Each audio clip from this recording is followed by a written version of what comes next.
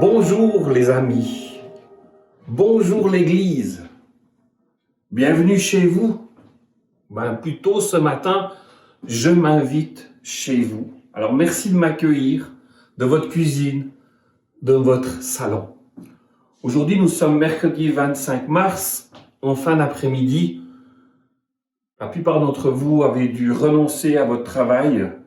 Vous êtes à la maison, un temps particulier. Je vais prier.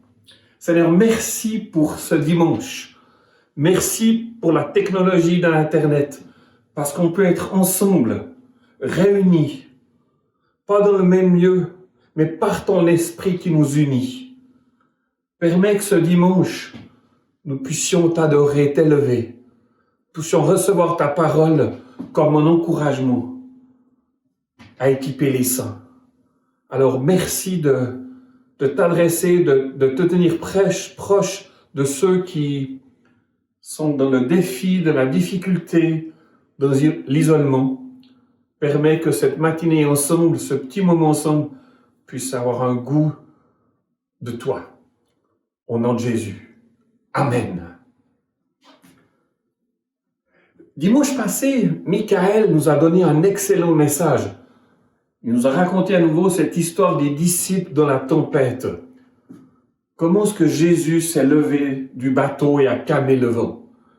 Il nous a surtout encouragés à ne pas mettre notre confiance dans nos sécurités, comme les disciples avaient tendance à le faire dans leur bateau. Il nous a encouragés également de mettre notre focus sur Jésus.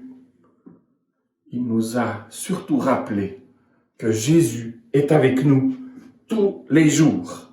Ne pas se laisser distraire par la tempête, par ce qui est difficile, mais à regarder à Jésus. Depuis une semaine, le calendrier nous indique que nous sommes au printemps. Dehors, on voit de plus en plus le soleil. Le soleil brille, le soleil fait fondre la neige. Ça fait du bien. Peut-être même que vous avez commencé à entendre quelques oiseaux chanter. Et certains ont peut-être vu le vol des oies blanches ou entendu le cri des bernaches.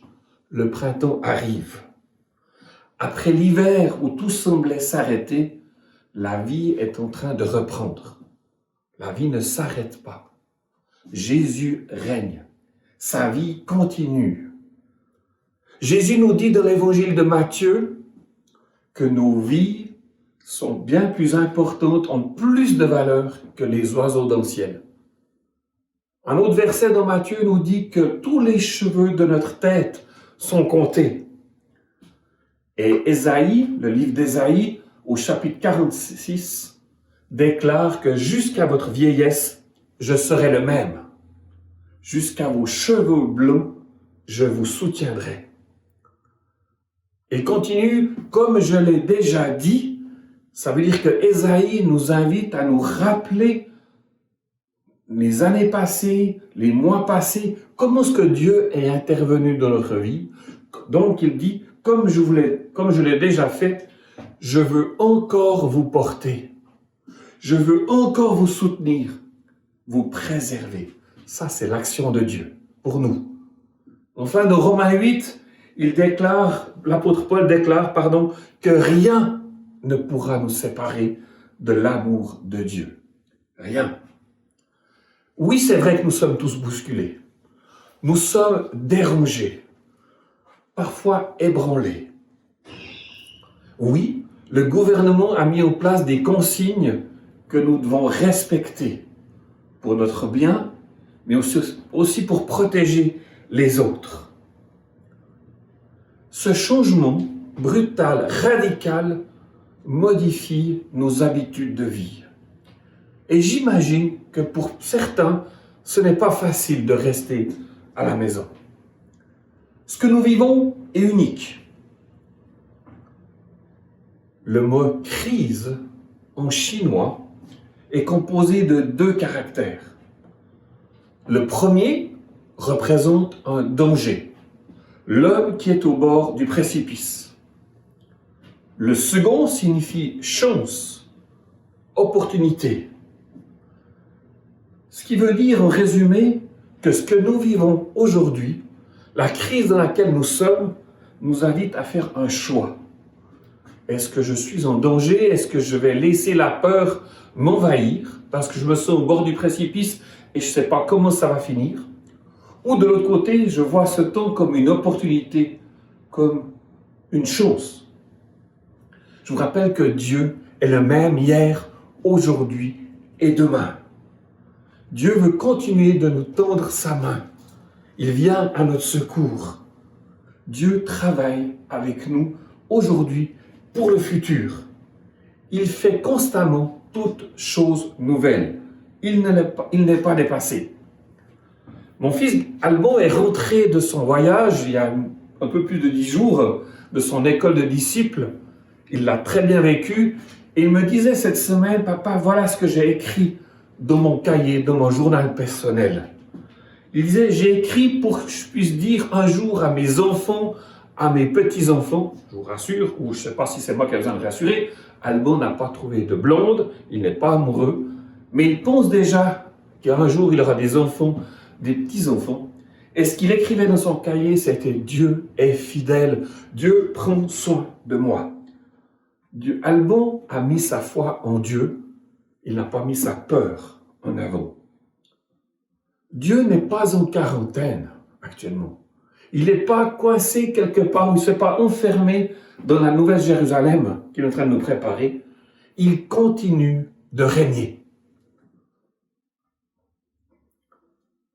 Dans les évangiles, nous lisons constamment que Jésus n'a pas été seulement dans les synagogues. Il est allé à la rencontre des gens. Il a souvent fait des détours. On dirait que c'est des détours, en tout cas, dans son passage sur terre pour aller rencontrer les gens, les malades en particulier. Il a touché les lépreux. Il a pris soin de la veuve et de l'orphelin. Face au centenier romain, l'ennemi, il a non seulement écouté sa demande, mais il a répondu. Il a guéri le fils du centenier. Il s'est assis à côté de l'homme paralysé pour écouter une partie de son histoire avant de le guérir. Il a nourri une foule affamée. Comme Michael l'a dit, il a calmé la tempête. Mais mieux encore pour moi, c'est qu'à Pentecôte, Jésus et Dieu envoient son esprit dans nos vies pour qu'à notre tour, nous puissions faire du bien à notre prochain, à l'exemple de Jésus. Ce que j'observe depuis que le monde s'arrête, c'est la créativité extraordinaire de l'être humain. Par les réseaux sociaux, comment c'est beau de pouvoir louer Dieu, de pouvoir découvrir des belles histoires. Actuellement, si nous avons l'occasion de nous promener, en faisant attention dans les personnes que nous rencontrons, en se parlant à 2 mètres, ce qu'on voit sur les fenêtres, ce qu'on voit sur certains arbres, ce sont des arcs-en-ciel avec le message « ça va bien aller ». Je vous rappelle que cet arc-en-ciel, ce parcours de l'arc-en-ciel dans le monde entier est parti de l'Italie, le pays le plus affecté par le coronavirus. Et l'arc-en-ciel a été créé par Dieu. C'est un signe du ciel qui nous vient de Dieu. Par ce signe, Dieu a dit à Noé et à sa famille, et à nous également, puisque nous sommes descendants de Noé, que Dieu fait alliance, que plus jamais ça arrivera. Et quand Dieu fait alliance, c'est immense comme engagement. Un de ces engagements, c'est qu'il nous a donné son Fils Jésus, pour que tous ceux qui croient en lui ne meurent pas, mais aient la vie éternelle.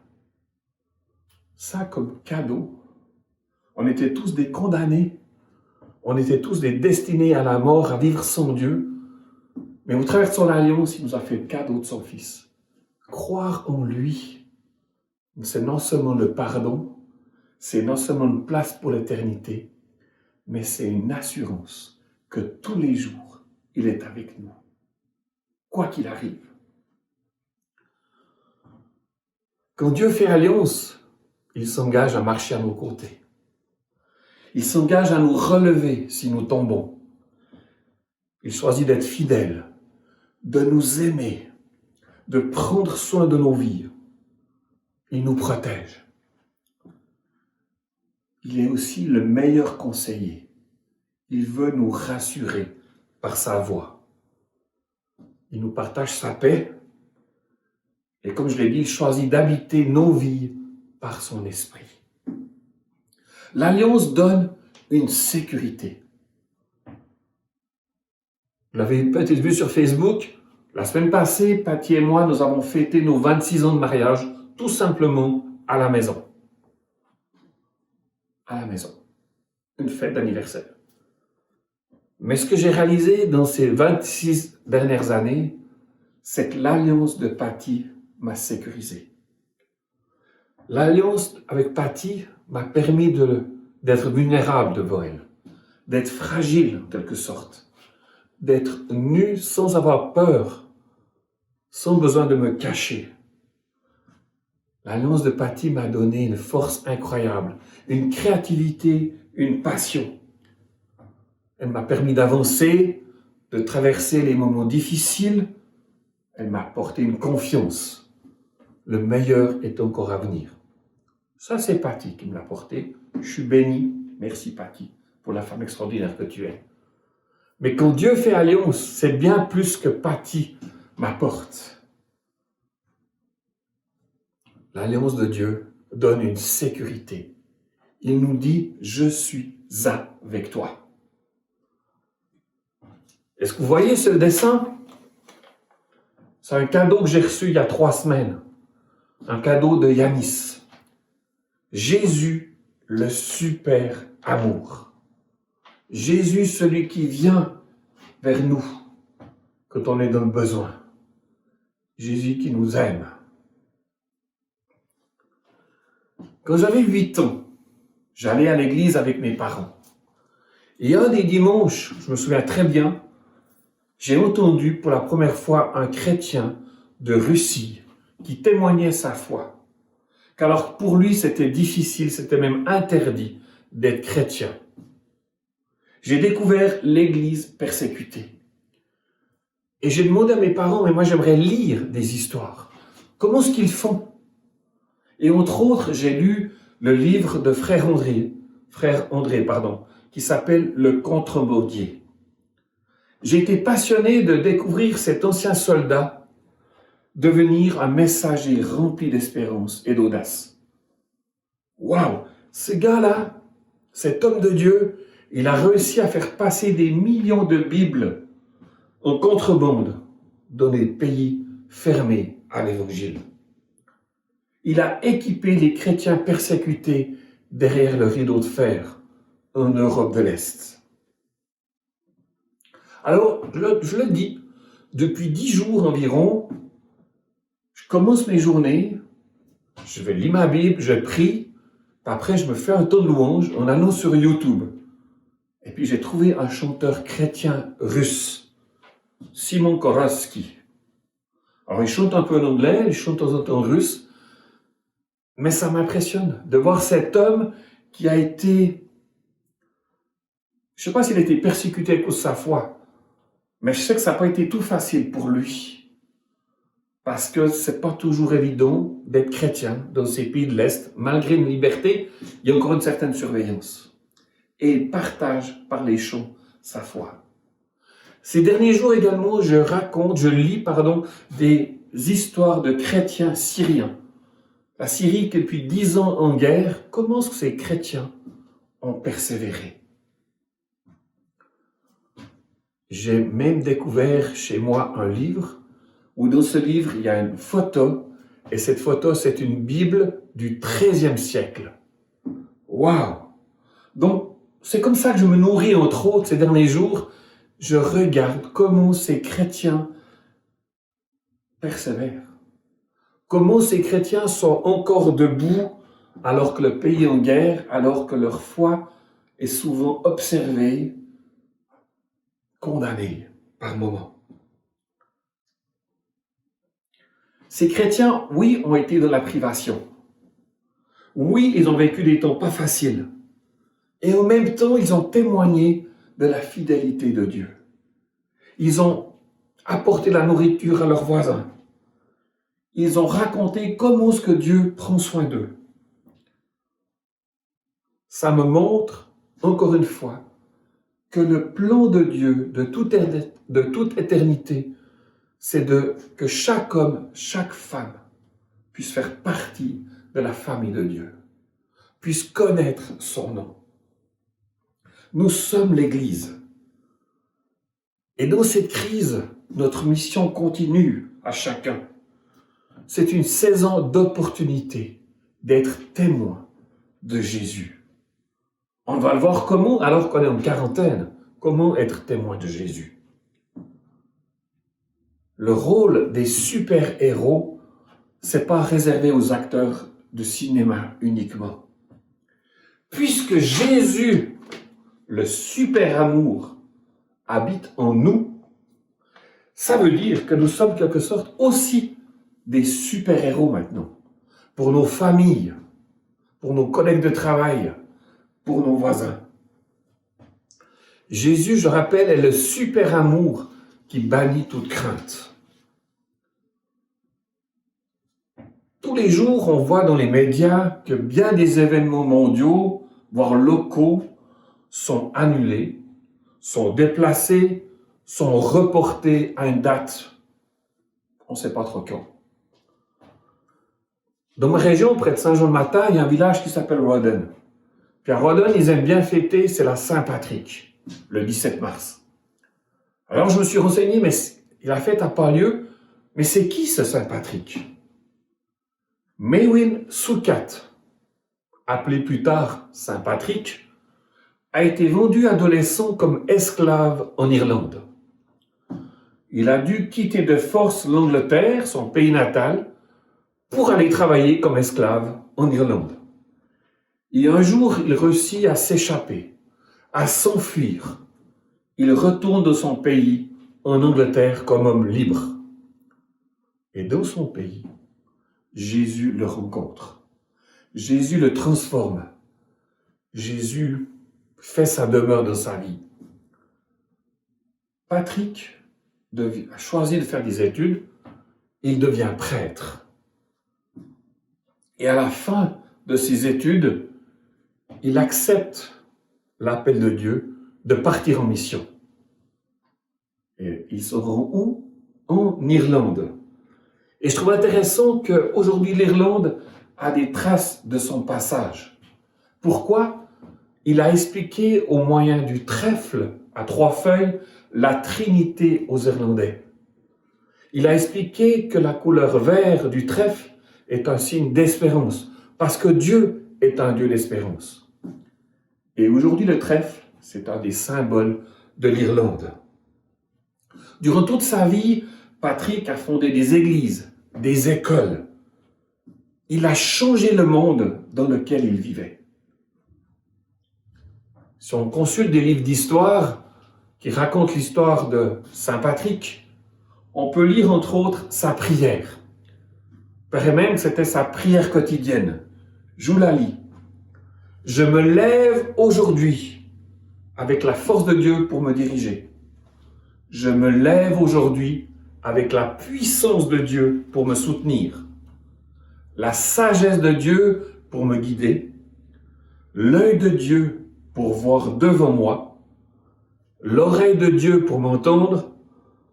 La main de Dieu pour me garder. Je me lève aujourd'hui avec le bouclier de Dieu qui me protège. Je me lève aujourd'hui. J'ose nous poser cette question. On se lève comment aujourd'hui? Avec quelle pensée? Avec quelle volonté? Avec quel but?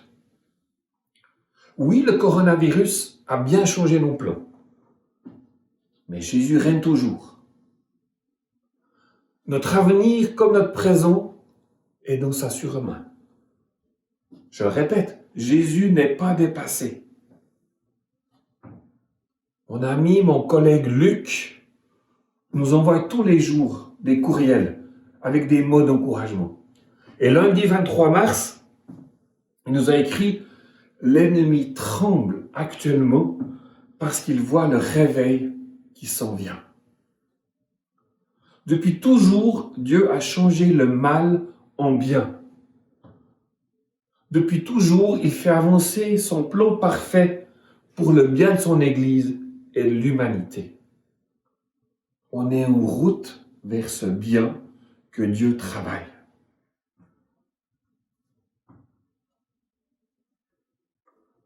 Je me lève aujourd'hui. Le livre de Genèse nous parle de l'histoire de Noé. Sur l'ordre de Dieu, Noé, avec l'aide de sa famille, il construit une arche. Je vous rappelle que là où il habitait, il n'y avait pas de lac, il n'y avait pas d'océan. Donc construire une arche loin des eaux, pas facile comme obéissance. Cette arche était tellement grande qu'elle a permis d'accueillir un couple de chaque espèce animale. Donc ce n'était pas un petit bateau. Noé a écouté le projet de Dieu, il a obéi, il a persévéré, et au travers de cette arche, il a offert le salut à ses amis. Alors dans ce temps de confinement, ma prière, puis j'aimerais vous inviter à faire cette prière. Seigneur, si Noé a construit une arche, qu'est-ce que je dois qu'est-ce que je dois mettre en place comme moyen pour offrir le salut à mes voisins, à mes collègues? Qu'est-ce que je dois mettre en place? Sans tourner page du livre de la Genèse, on arrive à Joseph.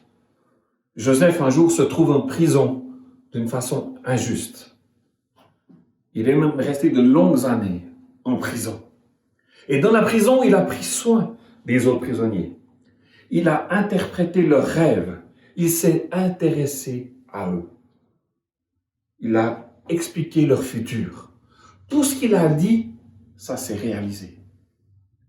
Mais Joseph, encore une fois, a été oublié. Et dans sa prison, il a persévéré. Il a choisi la fidélité de Dieu. La fidélité, dans les petites choses. Il s'est accroché aux promesses de Dieu. Je pense qu'il a dû méditer sur la bonté de Dieu qui se renouvelle chaque matin et cela l'a gardé debout. Jésus lui-même aussi, dans le jardin de Gethsémani, quelques heures avant de mourir, dans la plus grande angoisse, il a dit à ses disciples, « S'il vous plaît, priez avec moi. C'est dur actuellement. » Quand Jésus est retourné vers ses disciples, il les a trouvés endormis. Et qu'est-ce qu'il leur a dit dans Matthieu 17, verset 7? Jésus s'approchant de ses disciples, il les toucha et leur dit, « Levez-vous, n'ayez pas peur. » 3 attitudes que Jésus a faites qui peuvent nous aider dans ce temps de crise. Jésus a tout d'abord manifesté sa compassion. Il a été rempli d'un geste plein d'amour. Il les a touchés. Ça s'appelle la tendresse. Aujourd'hui, on ne peut pas se toucher. Je sais que c'est dur pour certains, mais on a notre téléphone, on a nos courriels, on a plein d'autres moyens pour entrer en communication, pour prendre des nouvelles de nos voisins, de nos collègues, de nos frères et sœurs. Nous pouvons les encourager comme Jésus. Nous pouvons surtout leur témoigner de l'affection. Dans ce temps d'isolement, les gens ont juste besoin d'entendre « Je suis important. Ma vie, qu'est-ce qu'elle vaut ma vie ?» Quand on leur exprime notre reconnaissance, notre amitié, notre affection, ça fait du bien. Jésus leur demande ensuite aux disciples de se lever. C'est un appel donc à se lever dans la prière. Enfin, il leur dit, n'ayez pas peur. Le n'ayez pas peur, le ne crains pas. Vous le savez, comme moi, se trouve 365 fois dans la Bible, c'est-à-dire une promesse par jour. Donc, dans ce temps de confinement, c'est un temps pour être sage, c'est un temps pour prier, mais c'est aussi un temps pour se lever, pour proclamer que Jésus règne sur toute la création. Équiper les saints, c'est tout d'abord être au contact chaque jour avec le super amour. Et puis qu'est-ce qu'a fait le super amour sur sa vie sur terre? C'est qu'il commençait ses journées en se mettant à genoux devant son papa. Il se retirait pour avoir un face-à-face avec Dieu.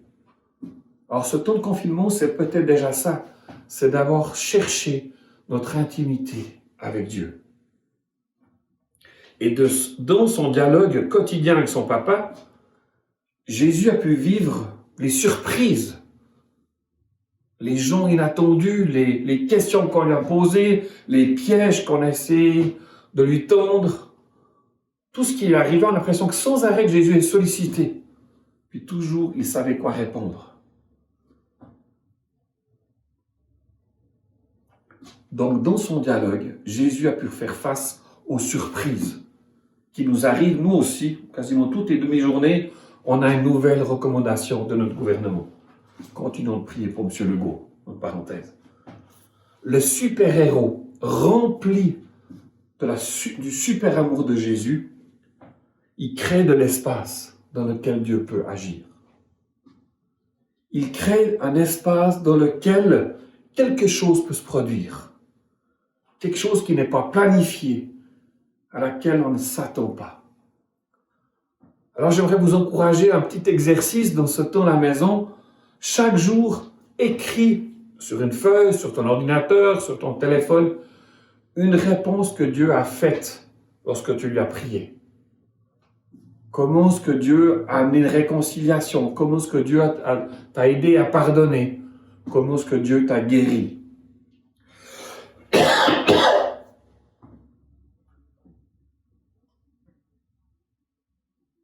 En notant toutes ces paroles, tu verras que ta foi va grandir en Dieu.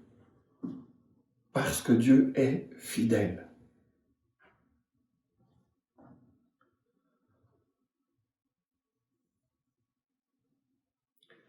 Notre présence à la maison, dans nos lieux de confinement, raconte quelque chose sur nous. Notre façon de vivre raconte notre relation avec Dieu, notre confiance en Dieu, notre soumission à Dieu. Mes chers amis, vous êtes les super-héros, remplis de super amour de Jésus. Nous sommes dans une saison d'opportunité. Dieu choisit de faire alliance avec nous. N'oublions pas alors d'écrire une promesse, une bénédiction, une intervention de Dieu. Remercie-le. Et d'autres bénédictions vont encore venir. Levons-nous dans la prière. Partageons. Par le téléphone, par des courriels. En discutons à 2 mètres avec notre voisin.